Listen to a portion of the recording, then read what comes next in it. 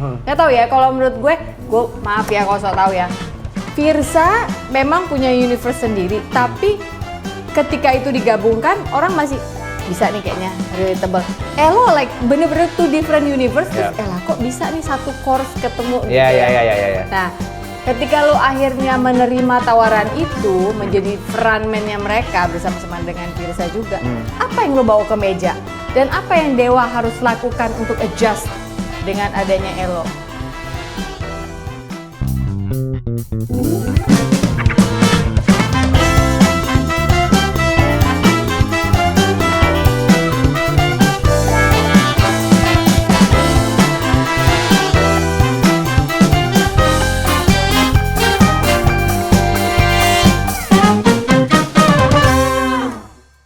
Marcelo. Oh iya, apa ya?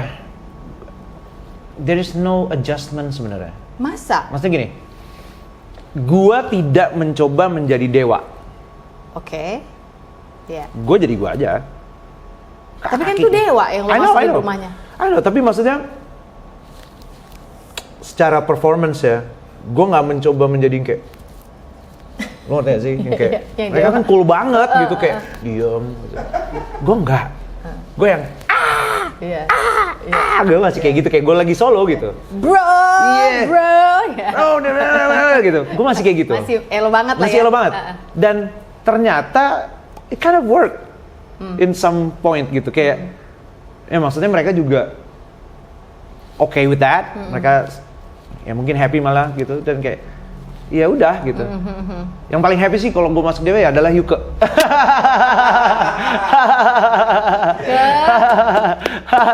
Yuke happy banget tuh.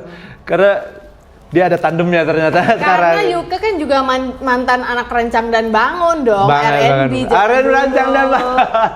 Bukan itu juga, tapi lebih kayak kalau misalnya kita lagi di belakang panggung gitu yang ada minuman-minuman yang mereka nggak minum, cuman gua sama Yuke doang yang minum nih. Jadi ada bahasa kasihnya. Yes.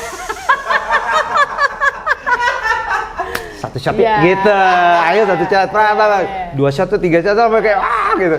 At least ada Yuke ada di situ dan maksudnya mereka ini, so gua nggak, makanya gua bilang there's no adjustment, gitu. Gua ya gua gitu dan mereka yang mereka gitu dan gua nggak ngerasa gua harus adjust diri gua ke mereka, nggak juga gitu.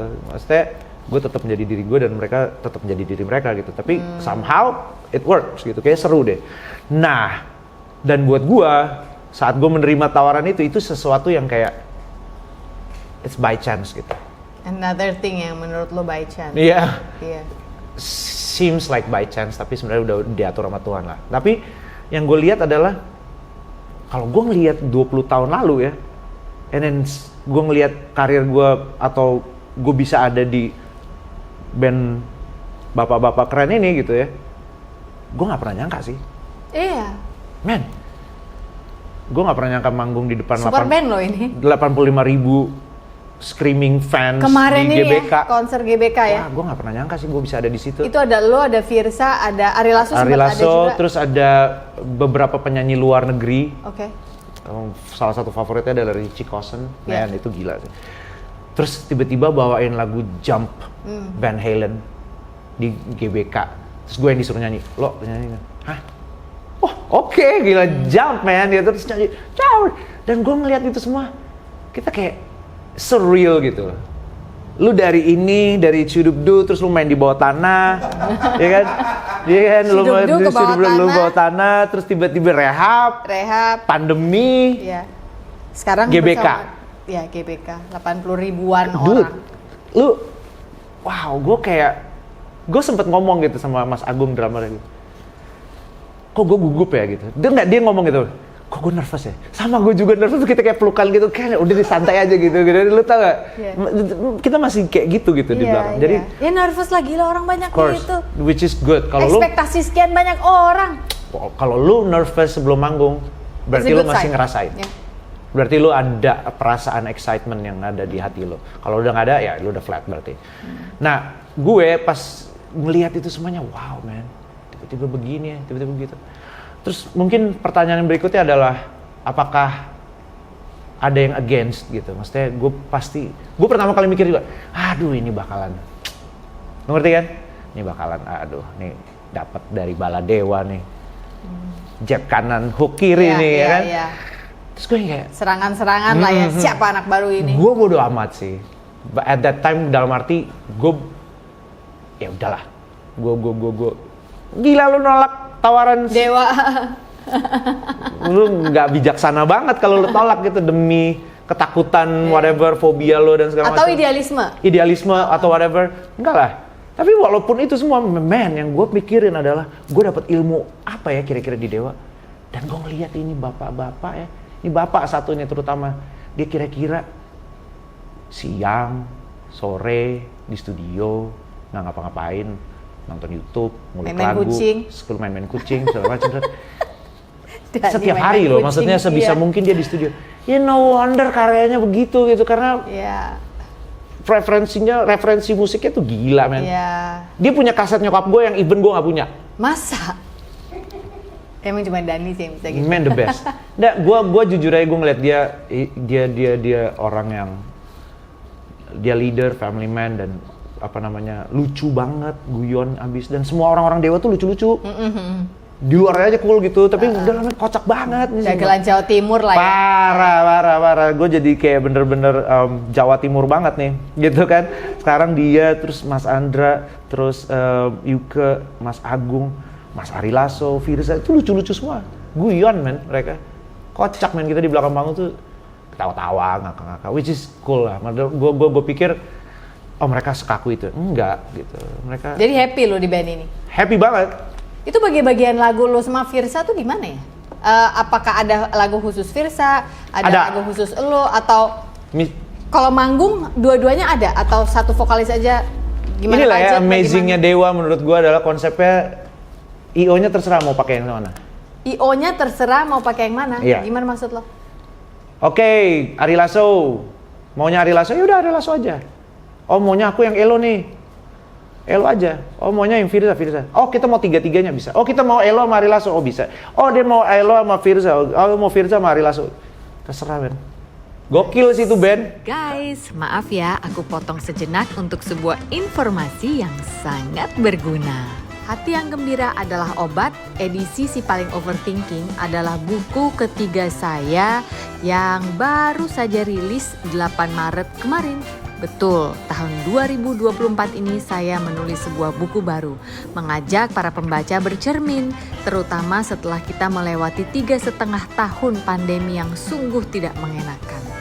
Buku ini sudah bisa kamu peroleh di toko-toko buku kesayanganmu seperti Gramedia, Buku Akik Yogyakarta, lalu ada Zahra Books. Tapi kalau memang nggak sabar kepengin punya sekarang juga, silahkan dilihat list berikut ini.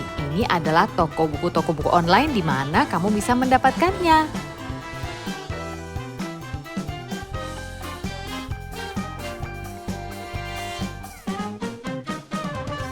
Terserah Ben. Gokil sih itu Ben. dalam arti nggak ngaruh vokalisnya siapa, rame aja itu orang. Gue nggak ngerti itu. Sementara kita tahu dari dulu band itu kalau gitaris berhalangan bisa cariin additional, bassis berhalangan cariin additional, drummer berhalangan keyboard additional. Vokalis mana bisa kan sebenarnya? Lu frontman kan harga mati lah gitu ya kan? Iya. Tapi di Dewa bisa. Dewa bisa.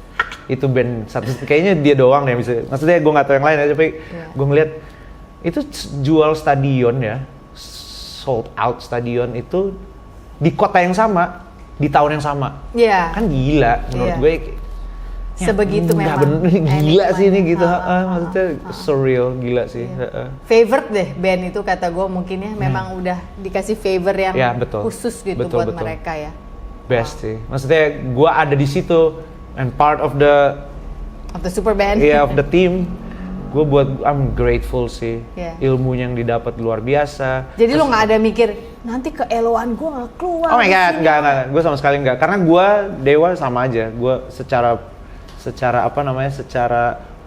persona sama aja. Di Dewa main nyanyi, di Elo juga sendirian nyanyi juga nggak ada beda. Nggak ada masalah buat lo. Nggak ada masalah. Lo sempat nulis tuh, gue inget di salah satu sosmed lo bilang menjadi vokalis dan menjadi apa lo bilangnya?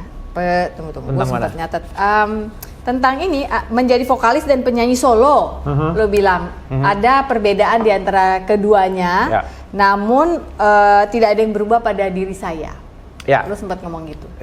Gini, lu kalau di band Dewa, lagi nyanyi sama Dewa, lu udah tahu, semua orang udah tahu lagunya lah. Ngerti kan? Jadi kayak it's a karaoke session, tapi sama puluhan ribu orang. Yeah. Tapi kalau gue, hits gue nggak banyak, hits gue cuma beberapa, fans gue juga skopnya jauh lebih sedikit. It's a different kind of tension sih, gitu. Gue lebih tension di solo gue sebenarnya, ngerti nggak? Karena di solo gue ini lebih apa ya? Gue lebih bisa liar bermain dengan ide gue gitu. Oh ini works nggak ya? Oh ini works nggak ya? Atau masih gitu. Jadi pressure-nya lebih banyak. Tapi kalau yang di Dewa ya udah. Ikutin aja flow-nya mereka. Sequencer udah selesai, udah nyanyi jeng selesai. Malah bisa fun ya, nggak banyak ketegangan gitu maksudnya. Iya, karena udah tahu lah gitu ya formatnya. Rumusnya proven. Iya, udah jelas gitu.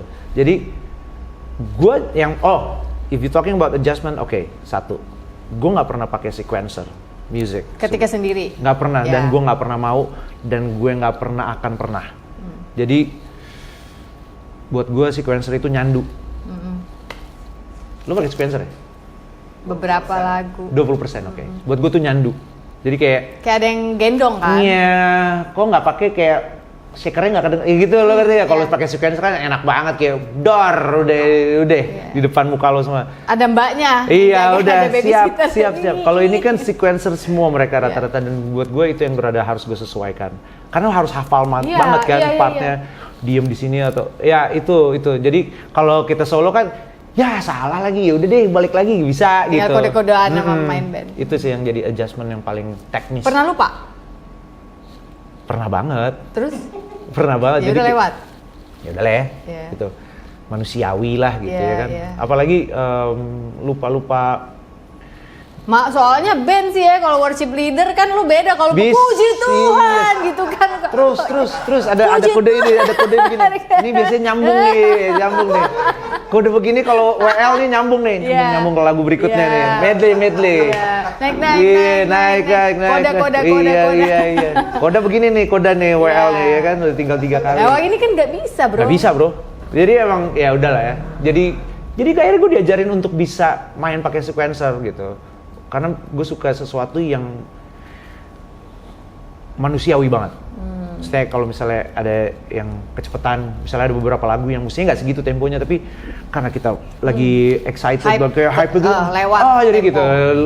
Dan gue suka situasi-situasi seperti itu gitu. Kedinamisan itu gue suka. Tapi kalau sequencer ya udah, walaupun penontonnya amazingly gokil ya gitu ya, seru aja sih ngeliatin Dewa. Dan untungnya setelah ada orang beberapa kali bosen dengan lagunya sendiri yang kita suka nyanyiin, gue termasuk orang yang setiap kali manggung itu gue kayak harus kayak gue anggap sebagai panggung terakhir gue gitu. So kayak ayo gitu, all out banget. Sorry, satu lagi yang susah, mungkin ada adjustmentnya 2. Ini Dewa kan vokalnya kayak setinggi-tinggi langit ya, gitu ya. Iya. Once Ari Lasso kan set the bar. Itu yang ada beberapa yang kita nggak mungkin pakai ke situ karena ketinggian nih Once nih, akhirnya turun gitu. Nggak apa-apa, karena maksudnya lu kalau ngomongin Once, lu ngobrol sama Once deh, ya kan? Ya udah. Iya, talent udah tinggi. Udah di situ gitu. Jadi kayak wah gila, kita ngejarnya sih udah nggak mau, udah maaf nggak bisa gitu ya. Dia brand ambassador tenor. Iya jelas dia tenor banget ya. Jadi kita ada beberapa adjustment yang dari technicalities ya, kayak turun. Terus lagu biasanya Firza biasanya beda tuh. Kalau kita lagi berdua ya, ya nggak mungkin sama dong. Jadi, tapi Firza biasanya ngambil Once, lagu-lagunya album yang udah Once gitu. Gue kebanyakan dapet Lasso gitu. Jadi tapi kalau solo ya harus lagi bisa sendiri dua-duanya. ya semuanya gitu. Dan satu-satunya band ya. Ini buat gue nih rada gila sih. Maksudnya kita bawain 30 lagu nih waktu 30 tahun. Tapi kok aku milikmu nggak ada, kok apa misalnya aku di sini untukmu nggak ada. Jadi kayak segitu banyak hits yang jadi kayak apalagi lo ini 10 lagu doang. Hah? Ya, yang ini Gimana ya gitu. Lu bayangin gak? Sedangkan saking banyaknya ya. Sedangkan kalau kita solo apaan lagi ya gitu lo ngerti gak yang bisa nambah orang nyanyi apa kan gitu kan sih biasanya kalau kita solo terus kayak kalau ini yang kayak bener-bener wah anjir gue gak ada. Semuanya hits. Periksa hati gak kena, gak dapet, gak masuk list. Jadi kayak wow. Ya, jadi kayak you know, nah ada comparison lah antara gue kadang-kadang sama solo gue sama Dewa. Dulu gue mungkin kalau gue punya hati yang sekarang ya, gue mungkin bisa stres. Ngejarnya gimana nih yang ini nih gitu. Selalu merasa kurang soalnya kan. Jadi sekarang yang makanya gue bilang dapat revelation yang tadi nih, yang gue bilang Tuhan kalau emang karir gue udah segini dong, fine, nggak apa-apa. Gue grateful, gue thankful, tetap thank you ya, udah di situ. Jadi ya, again, puji Tuhan gue punya hati yang baru. Luar biasa. Elo punya hati yang baru, guys. Ini kalau bisa 5, 6, 7, 8, 9 episode kita mau terusin ya. Belum kepoin istrinya, belum kepoin anaknya. Dunia, siapa nama panjangnya? Dunia Tahitu. Dunia Tahitu, DT. Dekat sekali dengan ayahnya ini ya. Oh man ya, dia lucu banget. Next time lah kita bisa kumpul keluarga, gitu. Iya benar. Tapi gue pengen ngasih spill dikit nih. Kayaknya gue pindah Bali deh, 2025. Iya, lagi mau coba bangun. Iya. Ntar kalau mau edit bagian ini kasih tahu aja. Enggak apa-apa. Selatan. kita di mana? Kita di daerah apa? Bip. Yeah, Ntar orang selatan kebayangin itu. kepo, jangan biarin. Siap. Ya, oke. Elo, thank you so much for your time. Sorry ya kalau gue ngeblaber kemana-mana gitu. Enggak, gue malah seneng banget ini. Kalau dapet tamu kayak gini malah seneng. Jadi tinggal mau ke sini, oke kita ngomongin ini. Iya. Salam buat Cindy, Yes. buat Dunia. Thank you. Juga salam untuk Pak D di Super Band Dewa. Ntar Siap. malam manggung soalnya guys. Ntar malam, betul. Ya. Juga suruh sini juga. Oh iya benar nanti. Iya. Ke atulah menilai lapisan mana teh? Iya, Yuka mah lama loh. Enggak kurang di teleponannya. Enggak, dia lama di sininya. Ya, kurang di telepon. Enggak ke lu ngomongin bahasa Sunda kayak engke kurang di teleponannya ke. Juga kan temen zaman Bandung. Bandung ya. That's why gue tahu dia juga anak rancang dan bangun. Iya, R&B ya. Thank you so much for your time. Thank you.